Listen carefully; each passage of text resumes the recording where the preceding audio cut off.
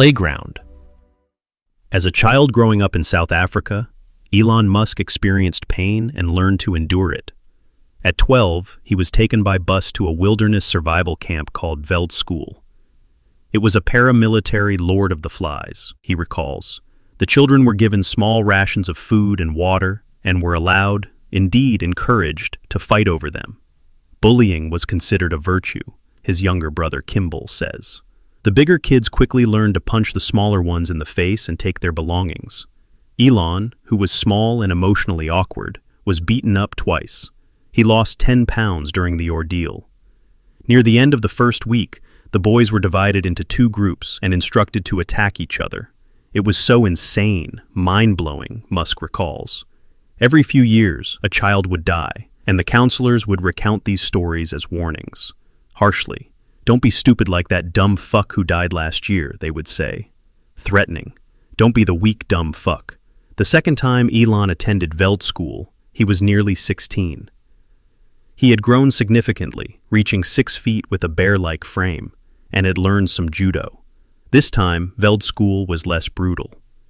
Determined, I realized by then that if someone bullied me, I could punch them hard in the nose, and they wouldn't bully me again. Resolute. They might beat the shit out of me, but if I punched them hard in the nose, I wouldn't come after me again. South Africa in the 1980s was a violent place, with machine gun attacks and knife killings commonplace. Once, when Elon and Kimball got off a train on their way to an anti-apartheid music concert, they waded through a pool of blood next to a dead person with a knife still protruding from his skull. For the rest of the evening, the blood on the soles of their sneakers made a sticky sound against the pavement.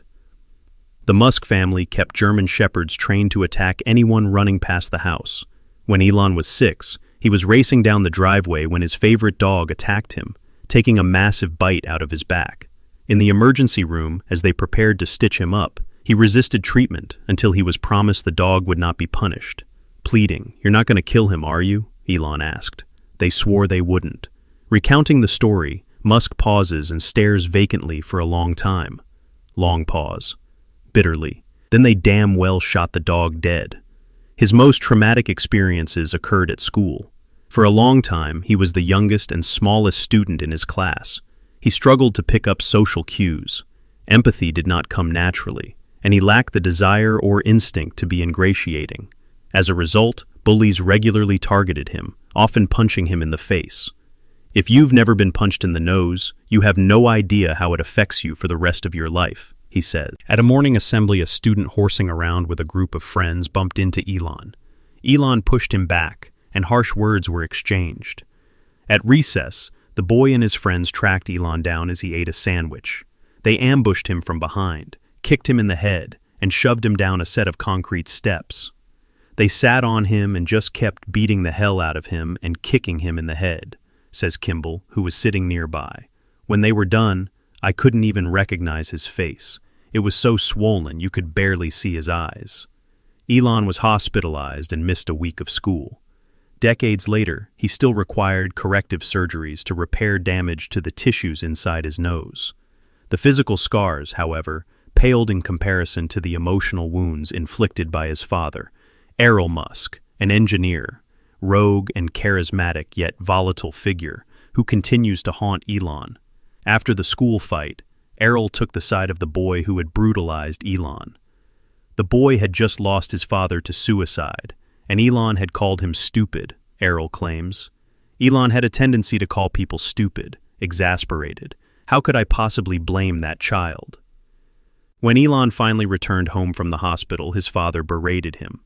Recounting, "I had to stand for an hour as he yelled at me, called me an idiot, and told me I was worthless," Elon recalls. Kimball, who witnessed the tirade, describes it as the worst memory of his life. "My father just lost it, went ballistic, as he often did. He had zero compassion." Elon and Kimball, who no longer speak to their father, strongly dispute Errol's claim that Elon provoked the attack. They assert the perpetrator was sent to juvenile detention for the assault, and describe Errol as an unreliable narrator, prone to weaving fantastical tales that blend calculated exaggeration with delusion. They depict him as having a Jekyll and Hyde personality, one moment charming, the next unleashing hours of relentless verbal abuse. Each tirade, they say, ended with Errol telling Elon how pathetic he was, forcing him to stand and endure the onslaught without permission to leave. Emotional. It was mental torture, Elon says, his voice breaking as he pauses. He sure knew how to make anything terrible. When contacted, Errol spoke for nearly 3 hours and continued to reach out with calls and texts over the next 2 years. He eagerly shared photos and stories of the good times, like when his engineering business thrived, allowing him to drive a Rolls-Royce, build a wilderness lodge with his sons, and acquire raw emeralds from a Zambian mine owner until that venture collapsed. Errol admits to fostering a harsh environment to instill toughness in his sons. Sternly, their experiences with me would have made Veldskool seem tame, he says, referring to a South African wilderness training program. He describes violence as a normalized part of growing up in South Africa. Gravely, 2 held you down while another pummeled your face with a log, and so on. New boys were forced to fight the school thug on their first day. Errol proudly acknowledges enforcing what he calls boasting an extremely stern, streetwise autocracy with his sons, adding, proudly, Elon would later apply that same stern autocracy to himself and others. Determined, adversity shaped me. Thoughtfully, someone once said that every man is trying to live up to his father's expectations or make up for his father's mistakes, Barack Obama wrote in his memoirs. Sighs. And I suppose that may explain my particular malady. In Elon Musk's case, his father's impact on his psyche would linger, despite many attempts to banish him, both physically and psychologically. Elon's moods would cycle through light and dark, intense and goofy, detached and emotional, with occasional plunges into what those around him dreaded as demon mode. Unlike his father, he would be caring with his kids, but, in other ways, his behavior would hint at a danger that needed to be constantly battled, the specter that, as his mother put it worriedly, he might become his father. It's one of the most resonant tropes in mythology. To what extent does the epic quest of the Star Wars hero require exorcising demons bequeathed by Darth Vader and wrestling with the dark side of the Force? Somberly, with a childhood like his in South Africa, I think you have to shut yourself down emotionally in some ways, says his first wife Justine, the mother of 5 of his surviving 10 children. Explaining, if your father is always calling you a moron and idiot, maybe the only response is to turn off anything inside that would have opened up an emotional dimension that he didn't have tools to deal with. This emotional shut-off valve could make him callous, but it also made him a risk-seeking innovator. Observing, he learned to shut down fear, she says. Sadly, if you turn off fear, then maybe you have to turn off other things like joy or empathy. The PTSD from his childhood also instilled in him an aversion to contentment. Melancholy, I just don't think he knows how to savor success and smell the flowers, says Claire Boucher, the artist known as Grimes, who is the mother of 3 of his other children. Resignedly, I think he got conditioned in childhood that life is pain. Musk agrees. Stoically, adversity shaped me, he says. Dryly, my pain threshold became very high. During a particularly hellish period of his life in 2008, after the first 3 launches of his SpaceX rockets exploded and Tesla was about to go bankrupt, he would wake up thrashing and recount to Tallulah Riley, who became his second wife, the horrendous things his father had once said. I'd heard him use those phrases himself, she says. It had a profound effect on how he operates. When he recalled these memories, he would zone out and seem to disappear behind his steel-colored eyes. I think he wasn't conscious of how that still affected him, because he thought of it as something in his childhood, Riley says. But he's retained a childlike, almost stunted side. Inside the man, he's still there as a child standing in front of his dad. Out of this cauldron, Musk developed an aura that made him seem, at times, like an alien, as if his Mars mission were an aspiration to return home and his desire to build humanoid robots were a quest for kinship. You'd not be totally shocked if he ripped off his shirt and you discovered that he had no navel and was not of this planet born. But his childhood also made him all too human, a tough yet vulnerable boy who decided to embark on epic quests. He developed a fervor that cloaked his goofiness, and a goofiness that cloaked his fervor. Slightly uncomfortable in his own body, like a big man who was never an athlete, he would walk with the stride of a mission-driven bear and dance jigs that seemed taught by a robot. With the conviction of a prophet, he would speak about the need to nurture the flame of human consciousness, fathom the universe, and save our planet. At first, I thought this was mainly role-playing, the team-boosting pep talks and podcast fantasies of a man-child who had read The Hitchhiker's Guide to the Galaxy once too often. But the more I encountered it, the more I came to believe that his sense of mission was part of what drove him. While other entrepreneurs struggled to develop a worldview, he developed a cosmic view. His heritage and upbringing, along with the hardwiring of his brain, made him at times callous and impulsive. It also led to an exceedingly high tolerance for risk. He could calculate it coldly and also embrace it feverishly.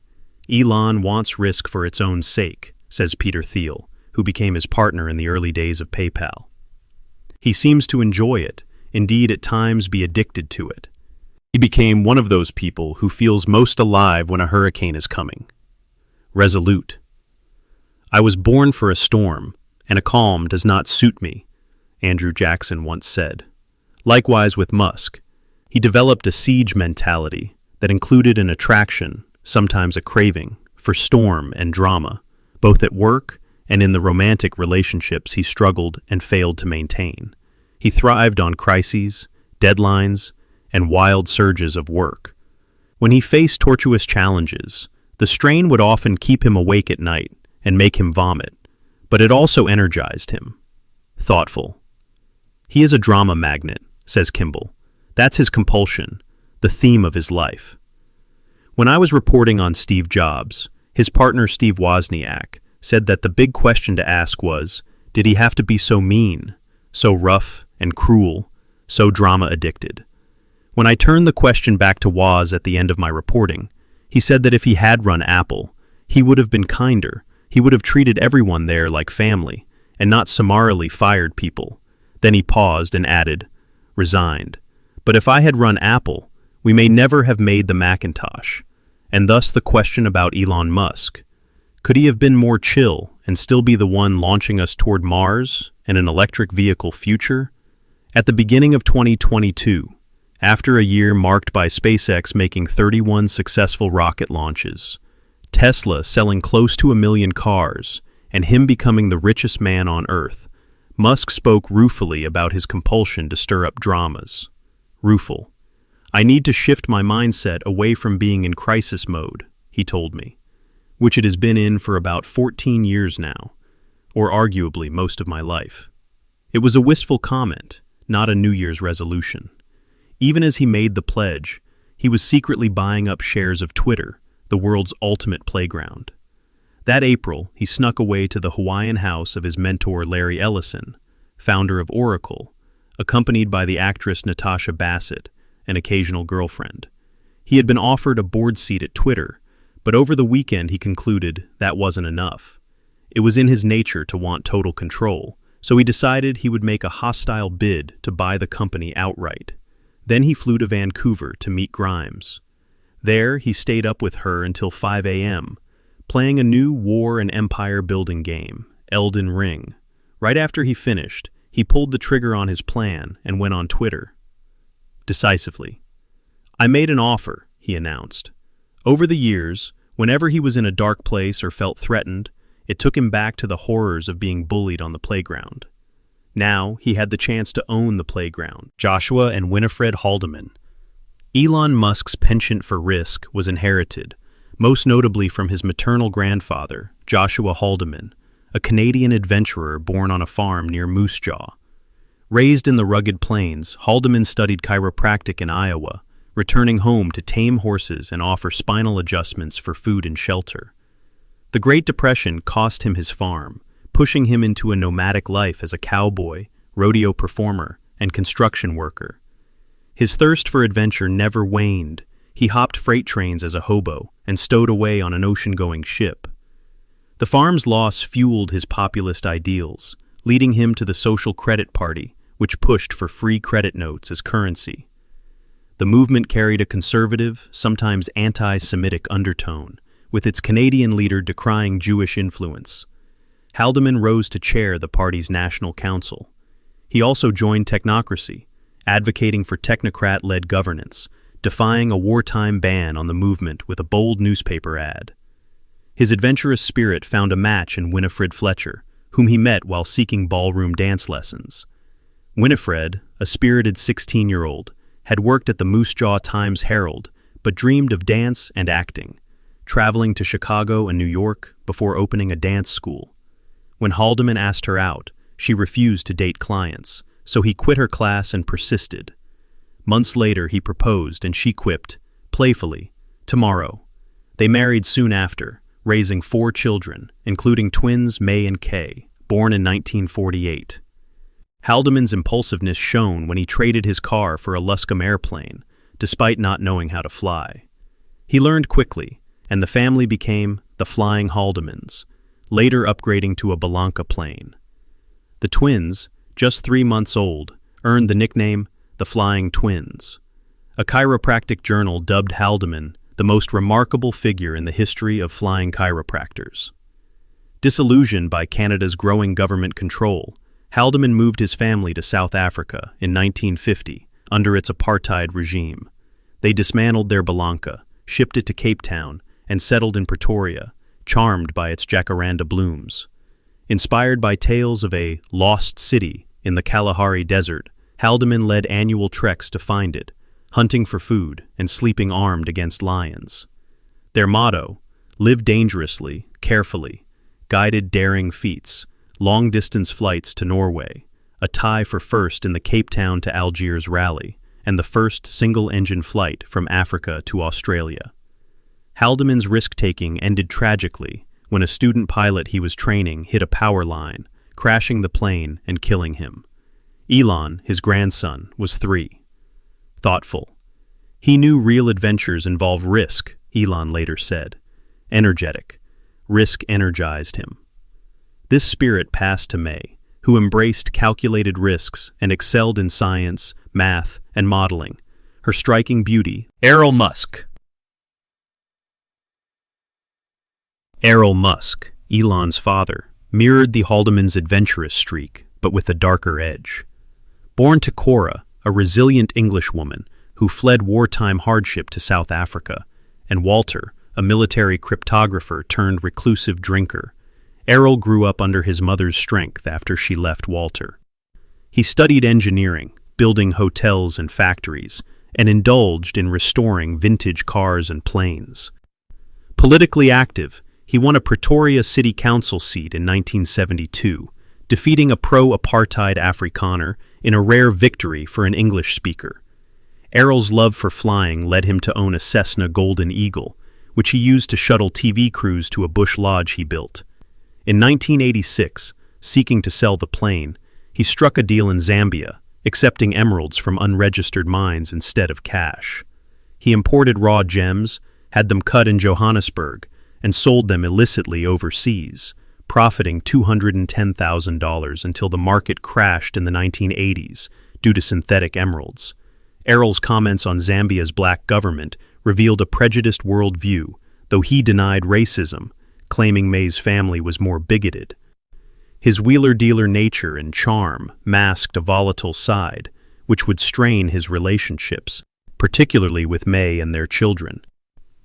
Errol's ambition and risk tolerance echoed the Haldemans, but his personal failings would leave deeper scars. Their marriage. May Haldeman and Errol Musk met as teenagers in Pretoria, their striking looks drawing them together. Their relationship was turbulent from the start, marked by Errol's repeated proposals and May's distrust. His infidelity devastated her, causing a week of tears and a 10-pound weight loss that, ironically, helped her win a local beauty contest and reach the Miss South Africa finals. After college, May moved to Cape Town to lecture on nutrition. Errol followed, proposing with a ring and vowing fidelity. Reeling from another unfaithful relationship and fearing spinsterhood, May accepted. Their wedding night foreshadowed trouble. On a budget honeymoon in Europe, Errol bought Playboy magazines, banned in South Africa, and read them in their hotel room, sparking bitter fights. Back in Pretoria, May considered leaving, but morning sickness revealed her pregnancy, conceived in Nice on their second honeymoon night. It was clear that marrying him had been a mistake, she recalled. Resigned, but now it was impossible to undo. The marriage, fraught with drama, set the stage for a challenging family life. May's adventurous heritage clashed with Errol's charisma and volatility, shaping their son Elon's complex relationship with risk, ambition, and emotional hardship. Lonely and determined. On June 28, 1971, May Musk gave birth to an 8-pound, 8-ounce boy with a notably large head in Pretoria, South Africa. Initially, May and her husband Errol considered naming him Nice after the French town where he was conceived.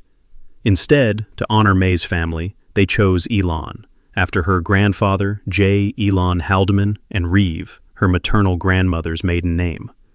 Errol liked Elon for its biblical resonance and later claimed he foresaw its significance, citing a science fiction book by Werner von Braun, Project Mars, which featured a Martian colony leader called the Elon.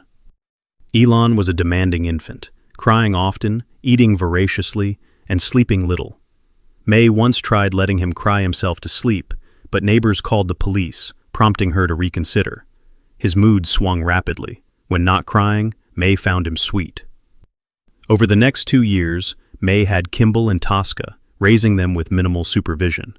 With no nanny, only a distracted housekeeper, Elon began experimenting with rockets and explosives, later marveling that he kept all his fingers. At 3, May, recognizing his intellectual curiosity, enrolled him in nursery school despite the principal's warning that his youth would make socializing difficult. She insisted, calling him a genius child who needed stimulation beyond her company. It was a misstep. Elon struggled to connect, finding no friends and retreating into his thoughts. By 2nd grade, he was disengaged, ignoring teachers who scolded him. The teacher would yell, but I wouldn't see or hear her, he recalled. The principal suggested he might be retarded, noting his trance-like staring out windows, commenting on browning leaves. Errol defended him, pointing out the leaves were indeed turning brown. To appease school officials, Elon's parents tested his hearing, leading to an adenoid removal that changed nothing.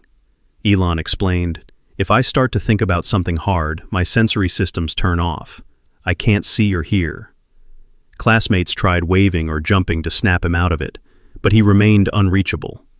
It's best not to try to break through when he has that vacant stare, May observed. His bluntness worsened his isolation. He freely called others stupid, alienating peers. He became so lonely and sad, May said. Kimball and Tosca made friends easily, but Elon never brought friends home. He wanted to, but didn't know how. This loneliness scarred him deeply. In a 2017 Rolling Stone interview, amidst personal turmoil, he recalled a childhood mantra, "I never want to be alone." At 5, punished for a fight and barred from a cousin's birthday party, Elon's determination shone. He walked nearly 2 hours across Pretoria to attend, navigating by memory from car rides, too young to read signs. Arriving as the party ended, he faced May's panic and, fearing punishment, hid in a maple tree. Kimball, gazing up, was awed by his brother's fierce determination, a trait both admirable and intimidating. At 8, Elon fixated on getting a motorcycle. Night after night, he stood by Errol's chair, arguing his case. When Errol, reading a newspaper, demanded silence, Elon stood quietly, then resumed. "It was extraordinary," Kimball said. He'd argue, stand silent, then continue. After weeks, Errol relented, buying a blue and gold 50cc Yamaha. Elon's tenacity was matched by a tendency to wander. On a family trip to Liverpool at 8, his parents left him and Kimball in a park. Elon roamed off, ending up lost and crying until a local boy's mother fed him milk and biscuits and called the police.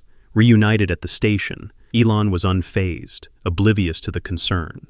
"It was insane to leave us alone in a park at that age," he later said, noting his parents' lax approach. Years later, as a father, Elon echoed this hands-off style. At a solar roof construction site at 10 p.m., He let his 2-year-old son, X, explore amid wires and moving equipment, watching but not intervening.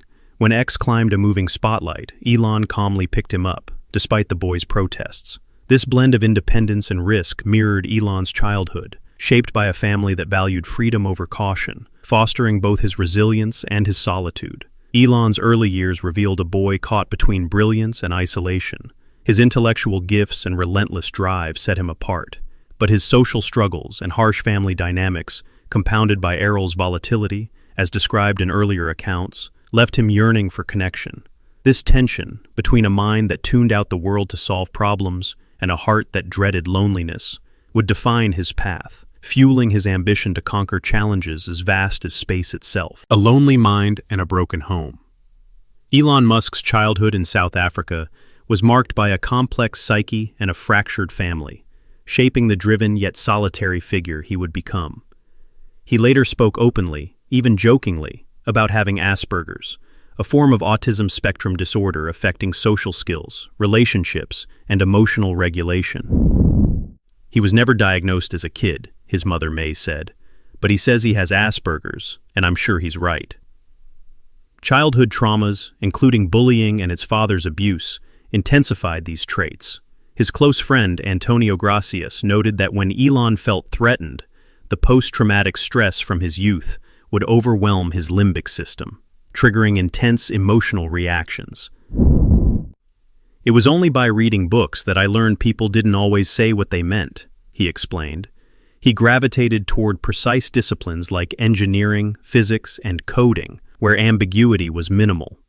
While deeply emotional about his children and haunted by the fear of loneliness, Elon lacked the natural empathy that fosters everyday warmth or a desire to be liked. As the narrative bluntly put it, he could be an asshole, a trait rooted in his wiring and upbringing.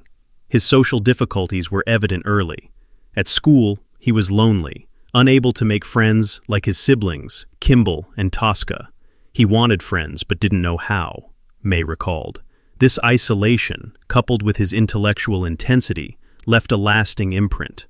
In a 2017 Rolling Stone interview, he reflected on a childhood wish. I never want to be alone. Yet his bluntness, often calling others stupid, alienated peers, deepening his solitude. The divorce. The unraveling of May and Errol Musk's marriage was a pivotal chapter in Elon's early life, steeped in drama and conflict. The couple's tensions escalated at an Oktoberfest celebration, where a man whistled at May, calling her sexy. Errol, enraged, turned his anger on her, nearly striking her until a friend intervened. May fled to her mother's house. He had gotten crazier, she later said. He would hit me when the kids were around. Elon, at 5, would hit him on the backs of his knees to stop him. Errol dismissed these claims as absolute rubbish, insisting he never struck May or any woman. That's one of women's weapons, to cry and lie, he said while admitting he tried to win her back. He blamed the marriage's collapse on his own infidelity, confessing, I had a very pretty wife, but there were always prettier, younger girls. I really loved May, but I screwed up.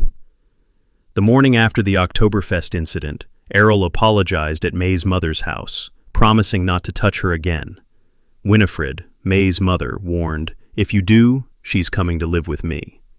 May said physical abuse stopped, but Errol's verbal assaults persisted, calling her boring, stupid, and ugly.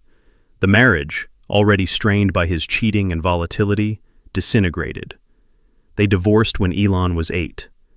May moved with Elon, Kimball, and Tosca to a house near Durban, 380 miles from Pretoria, where she worked as a model and dietitian to support them. Money was tight. She bought second-hand books and uniforms. On some weekends, the boys visited Errol in Pretoria, but he often sent them back without clothes, forcing May to buy new ones. He said I'd return to him because I'd be too poor to feed them, she recalled. Errol's manipulative tactics continued through repeated custody battles, filing and dropping lawsuits which left May emotionally drained. Tosca remembered her mother sobbing on the couch, feeling helpless to comfort her. May's demanding schedule meant the children were often unsupervised. I never felt guilty about working full-time, she said. I didn't have a choice. When they faced problems, her mantra was, "You'll figure it out." This fostered self-reliance, but left little room for nurturing. Kimball noted, "Mom wasn't soft and cuddly, but that was a gift." Elon became a night owl, reading until dawn and sleeping only when May's morning light came on, making school mornings a struggle. When she was away, he sometimes arrived at class as late as 10 a.m. The divorce and its aftermath mirrored the dramatic intensity both May and Errol craved, a trait Elon inherited. After the split, May dated another abusive man whom the children despised, planting firecrackers in his cigarettes that exploded when lit. When he proposed, May learned he had impregnated a friend she modeled with, ending the relationship. Elon's childhood, marked by his parents' volatile marriage and his own social struggles, forged a complex character. The loneliness and trauma fueled his determination, but also his emotional distance. His mother's resilience and his father's harshness left him with a drive to prove himself, a fear of solitude, and a mind that thrived on precision over empathy, a foundation for the relentless innovator he would become.